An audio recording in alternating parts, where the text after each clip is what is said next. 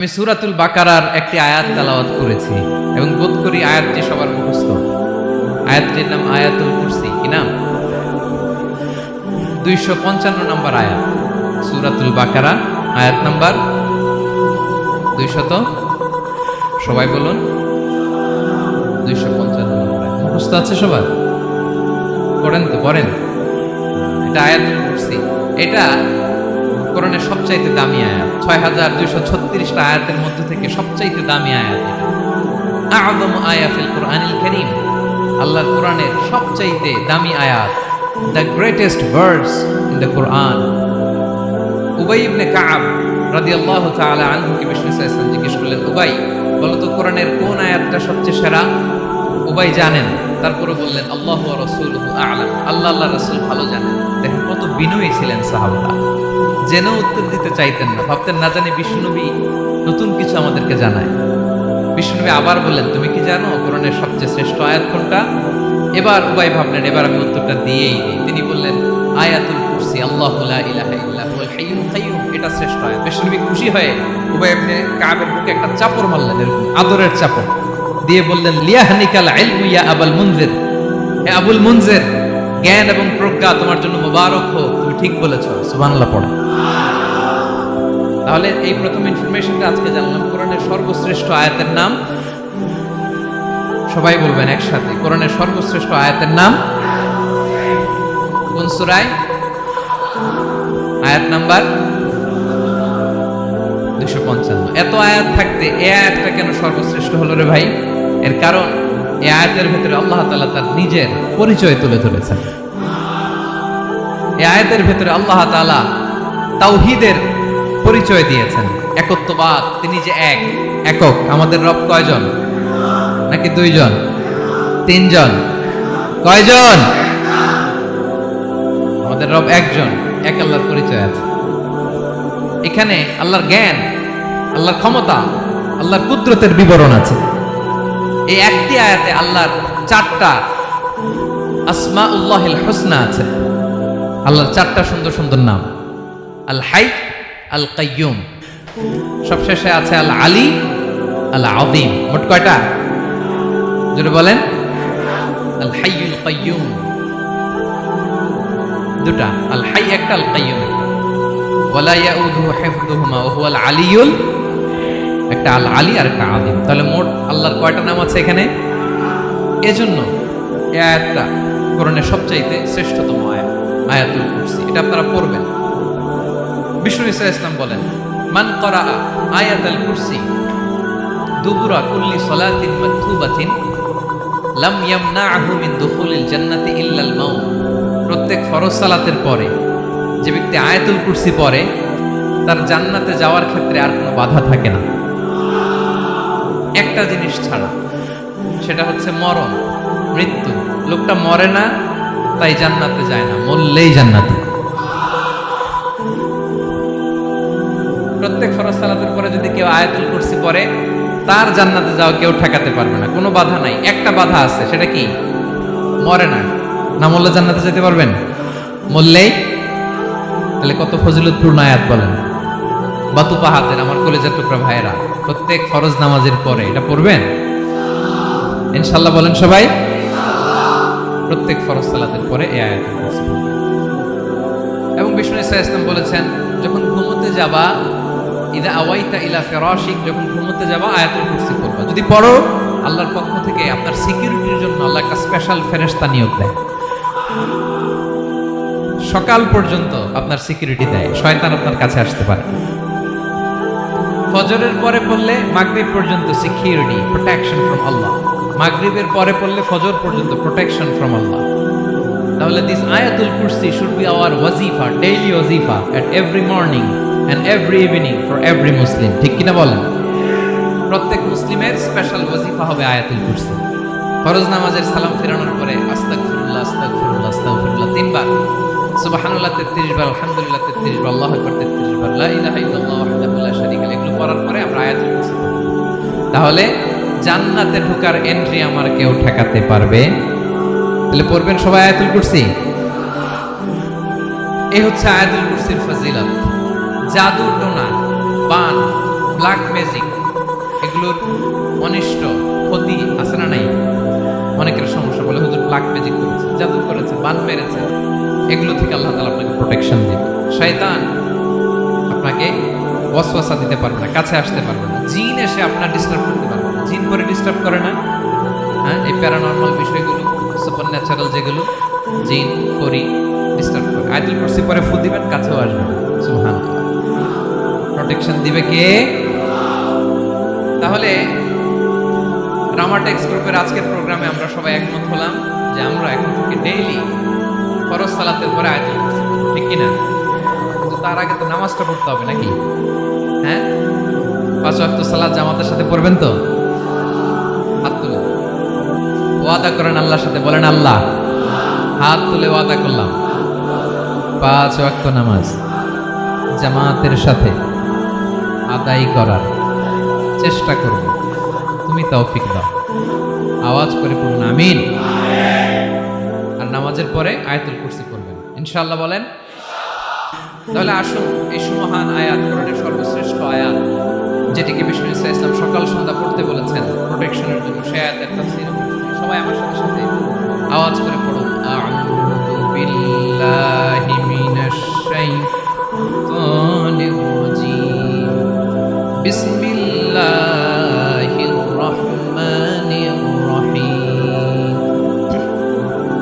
আল্লাহু লা ইলাহা ইল্লা হুয়াল হাইয়ুল কাইয়্যুম লা তা'খুযুহু সিনাতুন ওয়ালা নাওম লাহু মা ফিস সামাওয়াতি ওয়া মা ফিল আরদ মান যাল্লাযী ইয়াশফা'ু 'ইনদাহু ইল্লা বিইذনিহি ইয়া'লামু মা বাইনা আইদিহিম ওয়া মা খালফাহুম ওয়া লা ইউহীতুনা বিশাইইন মিন 'ইলমিহি ইল্লা বিমা শা'a ওয়াসি'a কুরসিয়্যুহুস সামাওয়াতি ওয়াল আরদ ওয়া লা ইয়াউদুহু হিফযুহুমা ওয়া হুয়াল আলিয়্যুল আযীম। পড়েন আল্লাহু আকবার। মুখস্থ আছে সবার? না থাকলে আজকে করুন, পারবেন তো ইনশাআল্লাহ। একটি মাত্র আয়াতের তাফসীর করব, সূরা বাকারার 255 নম্বর আয়াত। কিন্তু এই একটি আয়াতে আল্লাহ 10টি কথা বলেছেন। কয়টি? 10টি কথা বলেছেন। গুনে গুনে এই 10টা কথা বলে আজকে শেষ করব ইনশাআল্লাহ। বলেন। এক নাম্বার কথা হচ্ছে আল্লাহু লা ইলাহা ইল্লা হু। আল্লাহ নিজের পরিচয় দিচ্ছেন। আল্লাহ বলে, আমাকে চিনে নাও, আমি হচ্ছি আল্লাহ, তোমাদের রব। লা ইলাহা ইল্লা হু, তিনি ছাড়া কোনো ইলাহ নাই। আছে? আল্লাহ ছাড়া আমাদের কোনো ইলাহ আছে? বাঁচানেওয়ালা আছে? তরানেওয়ালা আছে? মুক্তি দেওয়ার কেউ আছে? আমাদের বাঁচাতে পারেন, রক্ষা করতে পারেন, মুক্তি নিশ্চিত করতে পারেন একজন সত্তা। তিনি কে? তার নাম কি? সবাই বলেন। আল্লাহ নামটা জপতে আপনার কষ্ট লাগে? কেমন লাগে? ভালো লাগে? তাহলে প্রাণ ভরে আল্লাহকে ডাকেন, বলেন আল্লাহ। সবাই প্রাণ খুলে আল্লাহকে ডাকতেন, বলেন আল্লাহ। তাহলে যাকে আমরা সব সময় ডাকি, যাকে সব নবীরা ডেকেছে, সব আল্লাহর ওলিরা ডেকেছে, আল্লাহর প্রিয় ভাজনরা ডেকে আল্লাহর প্রিয় হয়েছে, তার নাম কি? তার নাম রেখেছে কে? আল্লাহ নিজেই রাখছে। সুন্দর বলছে। আমার নাম রাখছে কে বলেন তো? কয় আল্লাহ। আমার নাম বলে আল্লাহ রাখছে। আমার নাম রাখছে কে? মা বাবা। আপনার নাম রাখছে কে? আপনার নাম রাখছে কে? মা বাবা। আল্লাহর মা বাবা আছে? লাম ইয়ালিদ। আল্লাহ বলে, আমার কেউ জন্ম দেয়ও নাই, আমি কারোর কাছ থেকে জন্ম নেইও না। সুবহানাল্লাহ পড়বেন না? লাম ইয়ালিদ।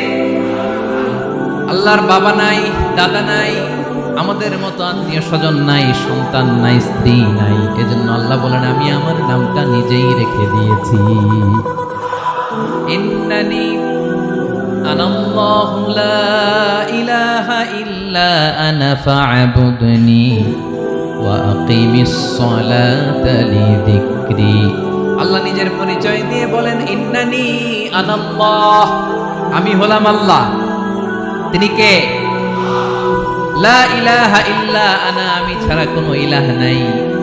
তাই ফা'বুদনি, আমি আল্লাহর ইবাদত করো। ওয়া আকিমিস সালাতা লিযিকরি, আমার স্মরণে নামাজ কায়েম করো। আল্লাহ তার নাম কেউ রাখে নাই, তিনি রাখছেন। কারণ আমার দাদা আছে, দাদা রাখছে। আমার বাবা আছে, বাবা রাখছে। আল্লাহর দাদা আছে, বাবা আছে, তার নাম তিনি নিজেই রেখেছেন। ঠিক কিনা বলেন? তার নাম তিনি নিজেই রেখেছেন। তার কোনো শরীক নাই, তার স্ত্রী নাই, সন্তান নাই, তার পিতা নাই, তার দাদা নাই। আবার এই বিশ্বের বুকে, পৃথিবীর বুকে আল্লাহ নামেও দ্বিতীয় কোনো সত্তা নাই। আছে? আপনি কোনোদিন কারো নাম শুনছেন যে নাম রাখছে আল্লাহ? মালয়েশিয়াতে কার নাম আল্লাহ বলেন? আছে? বাংলাদেশে, আমেরিকাতে খোদ ফেরাউন, পৃথিবীর সবচাইতে বড় সন্ত্রাস, সেও নিজের আল্লাহ দাবি করে নাই। বলছে আনা রাব্বুকুমুল আ'লা, ফাহাশারা ফানাদা ফাকালা আনা রাব্বুকুমুল আ'লা, আমি তোমাদের বড় রব। কিন্তু সে বলে নাই আমি আল্লাহ। বলছে? কারণ এই নামটা ইউনিক। তার নামটা কেউ রাখার স্পর্ধা করে। তার নাম কি? এ নামের যেদিক দিয়ে যাবেন ওদিক দিয়ে পরিচয় পাবেন। আল্লাহ দিয়ে আল্লাহ কোরআনে অনেক জায়গায় নিজের পরিচয় দিয়ে বলেছেন, আল্লাহু ওয়ালিয়ুল্লাযীনা আমানু ইখরিজুহুম মিনাজ-যুলুমাতি ইলান-নূর। আবার আল্লাহ শব্দের আলিফ কেটে দিলে লিল্লাহ দিয়েও পরিচয় পাবেন। লিল্লাহি মা ফিস সামাওয়াতি ওয়াল আরদ। লিল্লাহ থেকে লাম কেটে দিলে থাকে লাহু, লাহুল মুলকু ওয়া লাহুল হামদু, এটা দিয়েও পরিচয় পাবেন। লাহু থেকে লাম কেটে দিলে থাকে হু, হু দিয়েও পরিচয় পাবেন। ওয়াল্লাহুল্লাযী লা ইলাহা ইল্লা হু। সুবহানাল্লাহ পড়ো। যেভাবে যাবে ওভাবে আল্লাহর পরিচয় আছে না নাই? এজন্য আল্লাহ আয়াতুল কুরসি শুরু করলেন নিজের নাম দিয়ে। আল্লাহ বললেন আমি হলাম আল্লাহ, আল্লাহু লা ইলাহা ইল্লা হু, আমি তোমাদের রব, আমার নাম আল্লাহ। লা ইলাহা ইল্লা হু, তিনি ছাড়া কোনো ইলাহ নাই, তিনি ছাড়া কোনো মাবুদ নাই। ঠিক কি না? সব নবীরা, ও ভাইয়েরা, সব নবীরা এই দাওয়াত দিতে পৃথিবীতে এসেছেন যে আল্লাহ ছাড়া কোনো ইলাহ নাই। সিম্পল, নবীদের কথা সিম্পল, নবীদের কথায় কোনো প্যাচ খোঁজ নেই। ঠিক কিনা বলেন? একেবারে সিম্পল, ভেজাল নাই, গোজামিল নাই। নবীদের কথায় কোনো প্যাচ গোছ নাই। সব নবীরা একই দাওয়াত দিয়েছেন, ইয়া কওমি ইবুদুল্লাহা মা লাকুম মিন ইলাহিন গায়রুহু। ইয়া কওমি ইবুদুল্লাহ, ও আমার কওমের লোকেরা আল্লাহর ইবাদত করো। মা লাকুম মিন ইলাহিন গায়রুহু, তিনি ছাড়া তোমাদের কোনো ইলাহ নাই। আমাদের ইলাহ একজন, বলেন তিনি কে? এটাই তাওহীদ, এটাই ওয়াননেস অফ গড, আল্লাহর একত্ববাদের শিক্ষা। এর বিপরীত হচ্ছে শিরক। এর বিপরীত কি? ক্যান্সারের অ্যান্সার আছে, কিন্তু শিরকের কোনো অ্যান্সার। সবচেয়ে বড় গুনাহ, সবচাইতে বড় গুনাহ। ইন্নাল্লাহা লা ইয়াগফিরু আন ইউশরাকা বিহি ওয়া ইয়াগফিরু মা দুনা যালিকা লিমান ইয়াশা। আল্লাহ রাব্বুল আলামিন চাইলে সব ধরনের গুনাহ ক্ষমা করে দেন, কেবলমাত্র শুধুমাত্র শিরকের গুনাহ ছাড়া। কোন গুনাহ ছাড়া বলেন? তাহলে শিরকের সাথে আমাদের কোনো সম্পর্ক।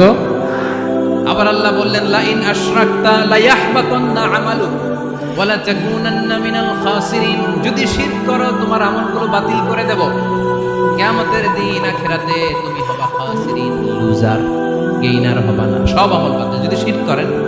নামাজ বাতিল, হজ বাতিল, রোজা বাতিল, তেলাওয়াত বাতিল, সব বাতিল যদি শিরক করেন।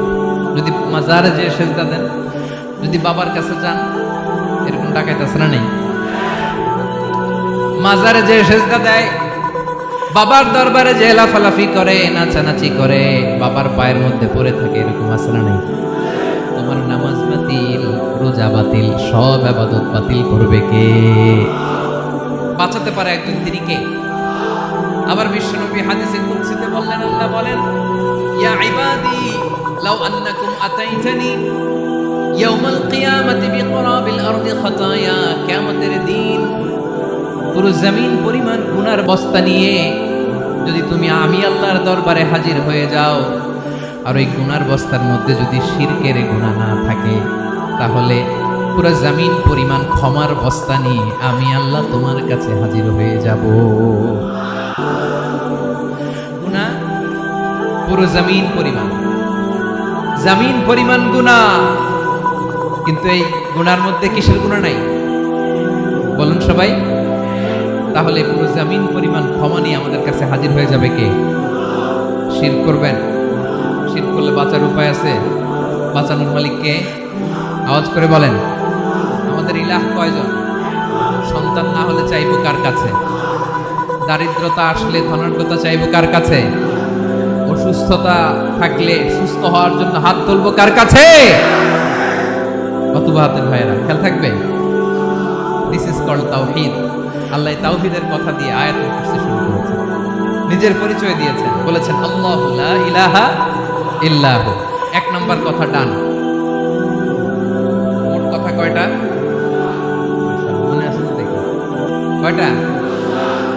চলে গেল কয়টা? এক নম্বর ডান। আল্লাহ বলে প্রথম কথা হলো আল্লাহু লা ইলাহা ইল্লাহু, আমার নাম হলো আল্লাহ। এটা আমার আসল নাম, জাতি নাম। তবে আমার সিফাতি নাম আছে আরো 99টা। কয়টা? قل ادعوا الله أو ادعوا الرحمن أيما تدعوا فله الأسماء الحسنى। আমি আল্লাহকে তুমি আল্লাহ বলে ডাকো কিংবা রহমান বলে ডাকো, তবে জেনে রেখো আমি আল্লাহর শুধু দুটোই নাম না, আমি আল্লাহর 99টা সুন্দর সুন্দর নাম আছে।